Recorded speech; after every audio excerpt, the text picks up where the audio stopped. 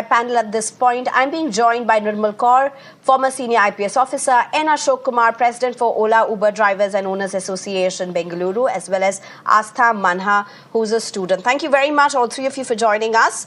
Very quickly, first let me go across to you and Ashok Kumar, because we also heard the voices of young women in the national capital. There are instances where, you know, there's instances of violence, there's instances of crime, whether it be against women or men. It's been reported from cab aggregators, from drivers. And it's also been the other way as well. But my big question at this point is, are cab aggregators equally responsible? Are they accountable at all in such instances? Yeah, 100%. The main thing is aggregator has to be mentioned for every cabbies.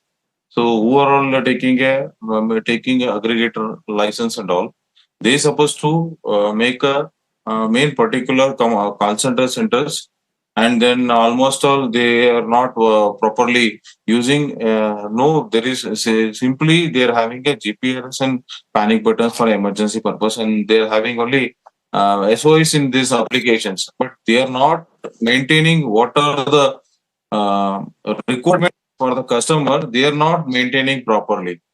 So their aggregator has to maintain for everything. Okay. And then All right. particularly, All right. Important points. But Aastha Mahna, if I can come to you, Aastha Mahna, I mean, as a person who travels, who uses cabs, if you go by auto, it's unsafe. If you go by cabs, it's unsafe. If you go by two-wheelers, it's unsafe. If you walk on the roads, it's unsafe. Some may say it's just an unsafe space. That apart, how do you look at instances such as this? Does it? Many would argue that aggregators such as these have actually helped women gain much larger freedom. They're able to move out and move in safely. But when you hear such instances, how does your family, how do you react? Correct. So, as we know, a woman's safety is basically a nation's priority, and that should be foremost for everyone. But in cases like this, when these kind of cases happen, every woman, whether she's a housewife or a person like me going out taking these services regularly, would be scared, would be afraid, and due to which we continuously have a instinct that we are not safe. I Even if it is any application we are following, even that we are not safe, and we are sending our locations to our family members or our friends, or we are continuously tracking the GPS in our mobiles. If there is some unknown route the driver is taking, as said that it is a shortcut, we'll take that.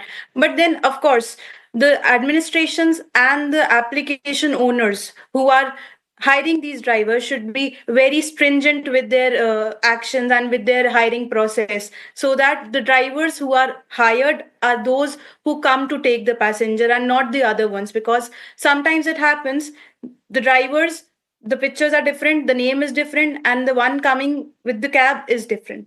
So we need to keep a check on this. And as this incident happened and the SOS did not work, so we as women can keep safety devices with ourselves, defense systems, maybe a pepper spray or something. Right. We usually keep with ourselves while traveling alone. Okay. But of course, all this should stop, and the safety should be the priority. All right. Okay.